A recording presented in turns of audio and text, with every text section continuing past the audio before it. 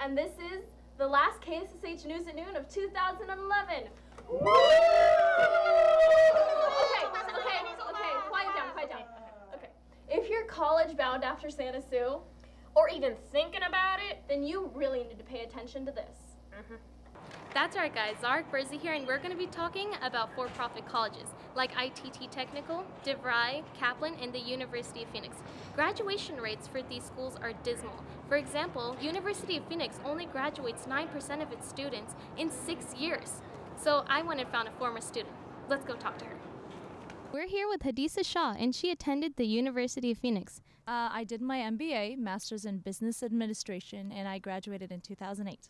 I heard that some pay over $30,000 at a private university when you could pay half the price at a public one. How much did you pay? Actually, at University of Phoenix, it's as you go, and it's 6 weeks per class, and I paid about $1,900 per class. So we're here with Mrs. DiMartino. There's a lot of for-profit colleges out there. Do you have any advice for the students applying? I do. One thing I want to advise the students is to always check, do your homework and check with each institution. Do you want to go and get a job? Or at the end of the program, do you plan on transferring to another college and trying to continue your education? Some of the for-profit colleges, you won't be able to transfer your credits. So know what your end result is. Ask employers out there, are you hiring people from this school? If you're taking an animation course someplace, talk to the people that hire animators and ask them, do you hire people from such and such school? When you see things like you can get your bachelor's degree all online, you need to ask yourself, does that make sense that I can do the entire bachelor's degree online? I was working and going to school at the same time, and University of Phoenix provides education for adults like that. The master's degree that I received was very helpful in getting me a promotion, so yes. So Hadisa paid almost $35,000 for her 2-year degree, and if you're planning to go for a 4-year degree, then that will be much more. Back to you guys. when we get back from winter break, we have the dance concert to look forward to. Oh, can't winter break just be over already? Are you crazy? No. Yes, you are.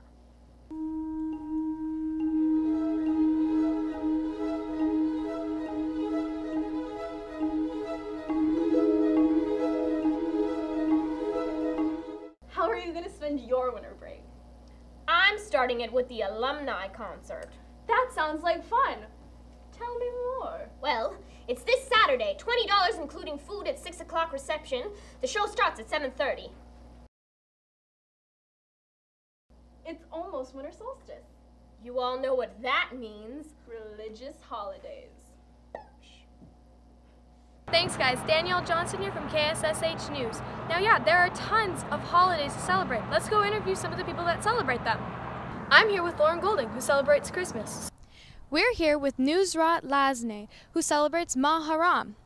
We're here with Miss Albertson, who celebrates Hanukkah. So what traditions do you guys celebrate? This year, Muharram was celebrated early in December. Each year, it's a different date because it follows the lunar calendar. And most people fast the entire day, and in my family, we have a huge dinner right afterwards.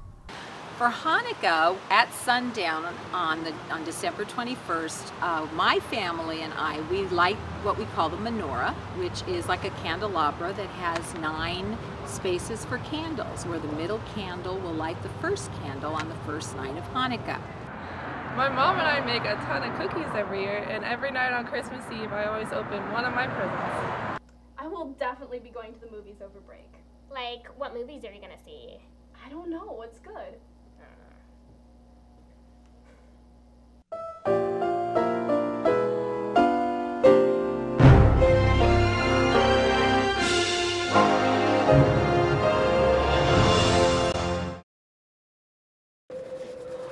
Toasty. Hello! Welcome to Golden Reviews. I'm Emma Ingram, and today we'll be reviewing the film Hugo. It was fantastic! I mean, we reporters strive to be impartial, so I won't be giving my opinion. Let's go to you and see what you thought of the movie. After I saw the movie, like, it was still really confusing, but the cinematography looked fantastic. The movie was excellent. The soundtrack, I have to say, was really beautiful. And at the end of the movie, the conclusion, was amazing. I was blown away. I liked the movie Hugo. It really paid homage to old filmmaking. I thought Hugo was just an excellent film. I thought it was going to be like a little kid's fairy tale thing, but it wasn't. It was completely complex. Now to our film expert, Mr. Golden. And if you are a film historian or a film buff, it's just a wonder, like all the things that you know that are really important advents in cinema are kind of touched on in that movie. Hugo is about a boy in 1931 in Paris. He's lost his father, and he discovers this primitive robot, and the robot, he needs to get a key to unlock the secrets of the robot, and he thinks that the robot has a message from his father. Awesome. Thank you so much, Mr. Golden. You're welcome. Back to you in the studio.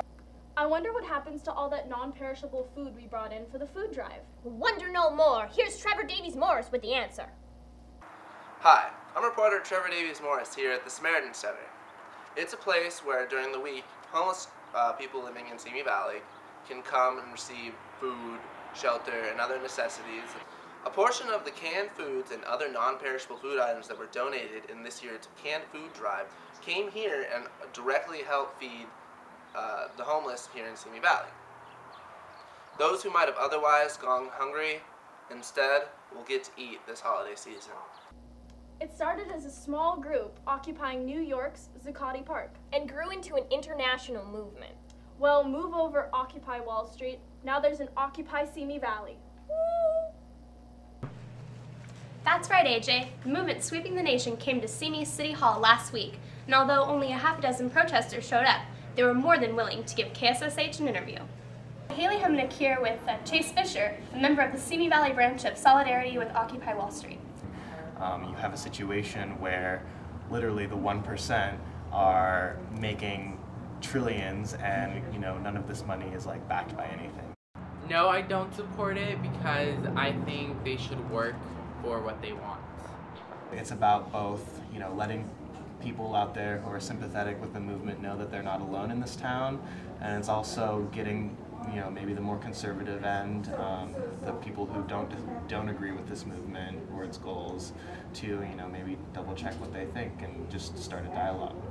I support the movement because I believe equal distribution of wealth is critical to the American dream. Look online and do a lot of reading. Don't go by what you hear on TV. No, I don't support it because people now are just jumping on the bandwagon and are just protesting to protest. Simi Valley is really not immune to those same kinds of things. It's facing cuts to education. There's a big push to privatize our public libraries, outside of which we're sitting, which provide an amazingly valuable resource to our communities.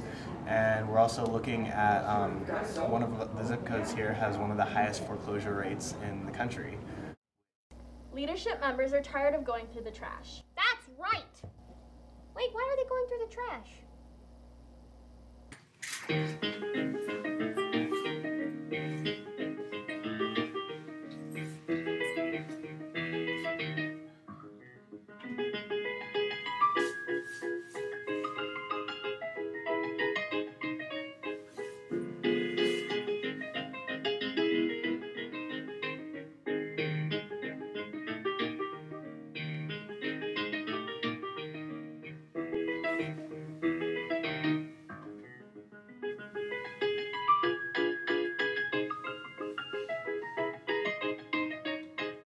State Department of Education policy requires that all California students experience a patriotic moment every day, and our school district interprets this as meaning the Pledge of Allegiance. Let's check in with Hannah Lieberman for more.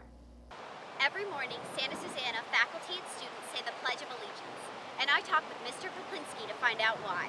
Students, according to the Education Code, need to remain respectful during the pledge, and what respectful means is that they have to remain quiet, on task, and not disruptive.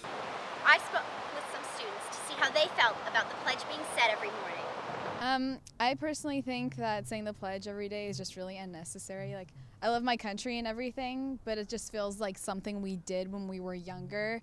I think it is important to do the pledge every morning to pay respect to the people overseas fighting for us. I like saying the pledge every day. I think it's really good to love the country that you're in and to be patriotic. I think it's necessary for all of us to know the Pledge of Allegiance, but I don't really think it's necessary to stand up and say it every single day in class. You know, I know there's a lot of discussion about the Pledge of Allegiance around the country, but from my perspective, it's not a political or religious statement. It's kind of an acknowledgement of, you know, a history that our country has, and it's a patriotic gesture. And all I need to communicate to students is that if you choose to participate in the pledge or not to participate in the pledge, I would hope that you have a sound position and a foundation for why we do or don't say the pledge. Whatever your opinion of the pledge may be, please be respectful of those around you. That's the way it is, December 15th, 2011. And it's activity day, so get on out there. We'll all see you next year. Have a great winter break, Santa Sue. Dog, nabbit, bag, nabbit. Dog. It's my scarf. Oh my God. This just in, the Grinch stole Christmas.